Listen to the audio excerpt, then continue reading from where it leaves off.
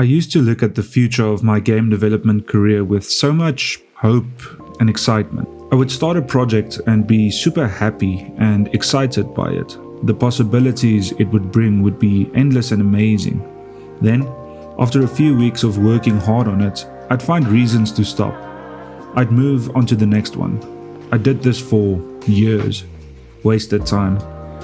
And that's what this video is about, because I've realized that what I was doing wasn't wasting time, no. I was learning. You see, I didn't go to university for game design. I went for sports science and computer science, but not game design. No, that I had to teach myself. I think a lot of you listening will be now where I was then. You only recently started making games, and you have this feeling of endless possibilities and opportunity. And I'm here to say you're right. Video game design does provide that, if you let it. But I need you to know that it will be hard. You'll doubt yourself and you'll fail, over and over. But what I've come to realize is that it's only really failure if you stop. If you keep going, it's only growing pains.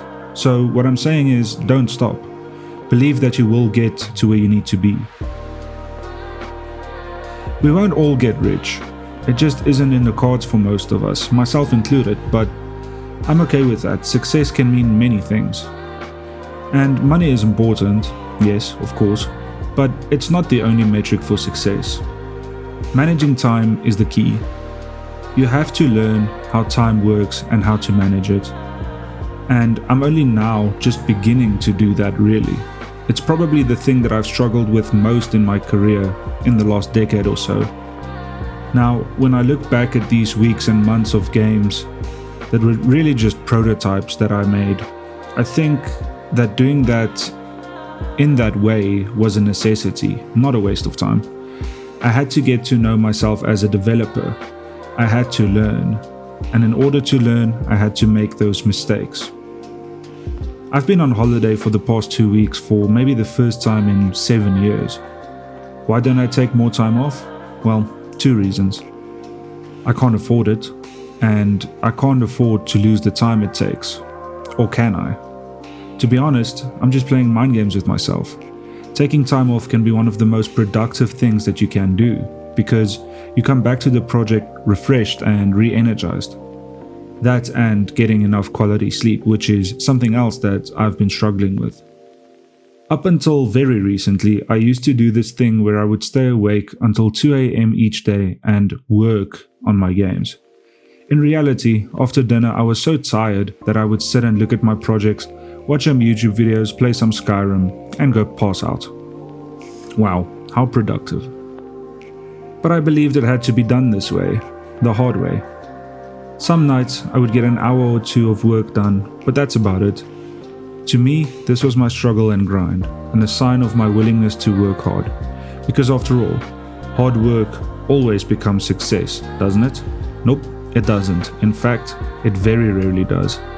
Now, I get up early, work through the day as well as exercise, and play games at night and head to bed early. I think this is the norm, but for some reason, I really pushed against it. I believe I had to. I had to try and be different and do things differently. You need more than just hard work. You need to work hard as well as smart. Because there will be developers with less talent, less skill, and less knowledge that makes 10 times as much money as you do. Well, how is this possible? Well, by timing and scoping their projects well. The problem is, if we really analyze it, we aren't nearly as productive as we can be. We waste a lot of times on things that aren't really that important, but make us feel good. So, to get to the point of the video, you still have more time left than you think. You might believe that your time is running out, but in reality it really isn't.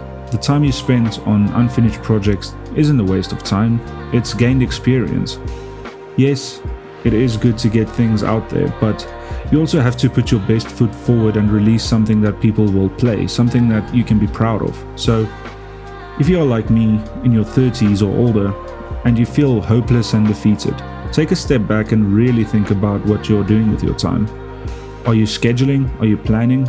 Half the time, I just dive into things head first, and end up wasting a lot of hours on things that really are not needed.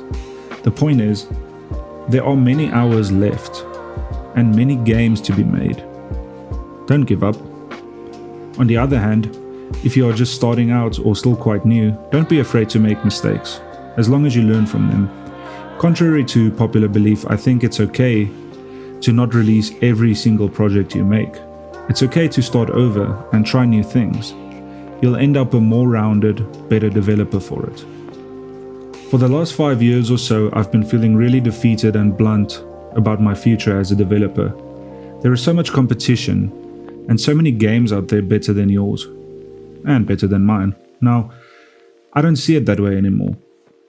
I see other games as inspirations, and I see other developers as allies. So, what's changed? Well, I just decided that a negative approach would get me nowhere. Why would it help? I've been making games for over 10 years, and I'm nowhere close to where I need to be to make a full-time income. But that's okay. I believe I'll get there. I'll keep pushing, and you should too. Life is short. Don't waste it on things that you don't care about. Okay, that's going to be it for the video. It's a little bit of a short one, but I need to sprinkle these in here now and then. Thank you for watching, thank you for following along, and thank you for being a part of my community. I hope to see you all again soon. I'm at the point now where some of the names in the comments are becoming recognizable, and I think that's awesome. I hope you enjoyed the video, subscribe and like, and all of that stuff. Until next time, keep growing.